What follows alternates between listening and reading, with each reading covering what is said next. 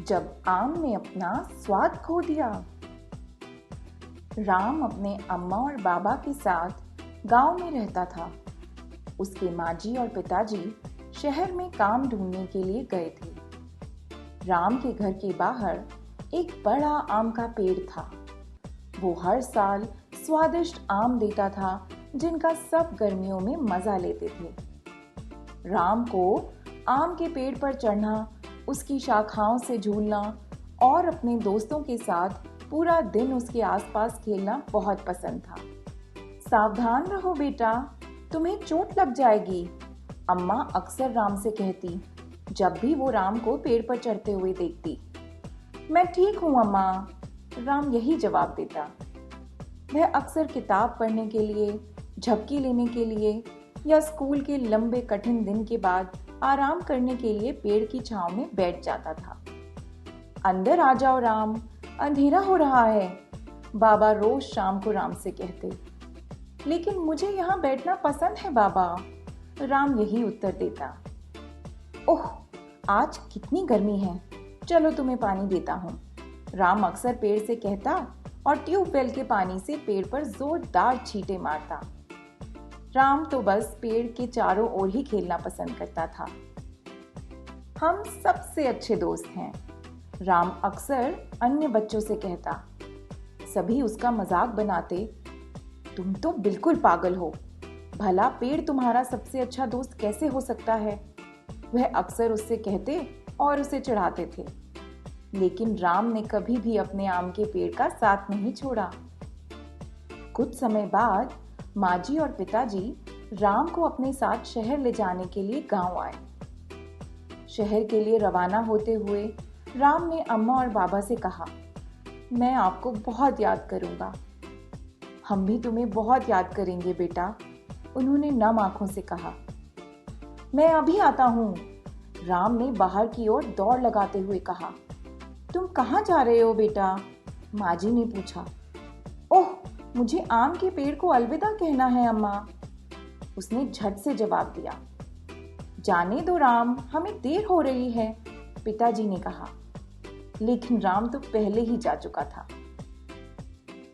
राम ने पेड़ को जोर से गले लगाया और कहा, मैं तुम्हें बहुत याद करूंगा मेरे दोस्त, और फिर वह शहर के लिए रवाना हो गया। अब कोई भी आम के पेड़ पर नहीं चढ़ता था, उसकी शाखाओं से नहीं झूलता था या अद्भुत कहानियां पढ़ने के लिए उसकी छांव में नहीं बैठता था। यहाँ तक कि राम के दोस्तों ने भी उसके जाने के बाद पेड़ के चारों ओर खेलना बंद कर दिया। अब किसी को उस पेड़ की परवाह नहीं थी और पेड़ अकेला रह गया। गर्मियां आते ही आम के पेड़ ने फिर से फल दिए। एक दिन अम्मा ने दोपहर के भोजन के लिए कुछ फल तोड़े। मैं तुम्हारे लिए आम लाई हूँ, अम्मा ने बाबा से कहा और उन्हें एक आम खाने के लिए दिया। अह, यह तो बिल्कुल रसीला नहीं है, बाबा ने आम की ओर देखते हुए कहा। अम्मा ने अपना आम चखा और कहा, ओह, इसका स्वाद भी बहुत बुरा है। ये आम के स्वाद को क्या हुआ? उन दोनों ने सोचा। उस साल किसी ने उस पेड़ के आम नहीं खाए और फिर किसी ने उस पेड़ की परवाह नहीं की और आम का पेड़ बाहर अकेले ही खड़ा रहा। अगले साल भी आम बेस्वाद निकले। अब इस पेड़ का कोई फायदा नहीं है, इन आमों ने तो अपना स्वाद ही खो दिया है, बाबा ने कहा। अभी भी किसी ने उस पेड़ की परवाह नहीं की और पेड़ अभी भी अकेला था।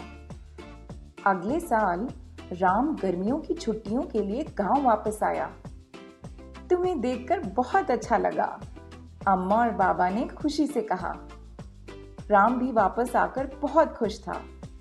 वह अम्मा और बाबा से मिला और फिर आम के पेड़ को देखने के लिए बाहर की ओर भागा। उसने पेड़ को कस के गले से लगाया और कहा, मेरे दोस्त, तुम कैसे हो? मैं तुम्हें बहुत याद कर रहा था। बाबा राम के पीछे आए और कहा, ओह, तुम्हें अभी भी ये पेड़ याद है? हाँ बाबा, बिल्कुल याद है, राम ने उत्तर दिया।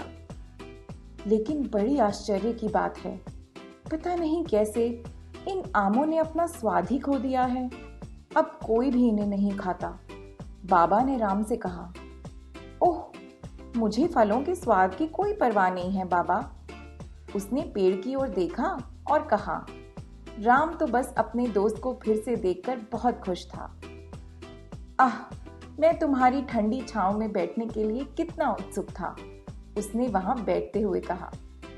उसने अपनी सारी छुट्टियां पेड़ पर कूदते हुए और उसकी शाखाओं से झूलते हुए बिताई। पहले तो राम के दोस्तों ने विरोध किया, क्या हम पेड़ों पर चढ़ने के लिए थोड़े बड़े नहीं हैं? लेकिन जब उन्होंने राम को पेड़ पर खुशी से झूलते हुए देखा तो वो भी उसके साथ हो लिए और वो सभी दिन भर पेड़ पर ही खेलते रहते। देखो, तुमने अपनी सारी चमक खो दी है, राम ने एक दिन पेड़ से कहा और एक बड़ी कैंची से पेड़ की सूखी खराब शाखाओं को काटकर उसे फिर से हरा भरा कर दिया। एक दोपहर जब राम और उसके मित्र पेड़ की शाखाओं से झूल रहे थे, एक तेज हवा आई और पेड़ के सभी आम नीचे गिर गए। बच्चों ने जल्दी से आमों को उठाया और उन्हें खाना शुरू कर दिया। यह तो बड़ा ही स्वादिष्ट आम है, उसके एक दोस्त ने कहा। मैंने कभी इतना रसीला आम नहीं खाया, दूसरे दोस्त ने कहा। राम ने आम को चखा और कहा, अरे वाह, ये तो बहुत स्वादिष्ट आम है। वह सभी के लिए कुछ आम लेकर घर में गया। सभी ने आमों का आनंद लिया। यह तो सबसे रसीले आम हैं, माँ जी और पिताजी ने कहा। अम्मा हैरान थी। आश्चर्य है, इन आमों को इनका स्वाद वापस कैसे मिला? उन्होंने कहा। बाबा ने एक क्षण आम को देखा और फिर मुस्कुराकर बोले, यह तो सच्ची दोस्ती का स्वाद है, उन्होंने कहा। सभी ने उनकी तरफ आश्चर्य से देखा। फिर वह राम के पास गए, उन्होंने राम के सर पर हाथ फेरा और कहा, मुझे लगता है कि हमारा आम का पेड़ तुम्हारा यानी अपने सबसे अच्छे मित्र का ही इंतजार कर रहा था। आखिरकार अच्छे दोस्त दुख में भी नहीं छोड़ते हमारा हाथ, सिखाते हैं हमें हमेशा अच्छी बात। वो हो न हो पास हमारे, मन से हमेशा रहते हैं साथ।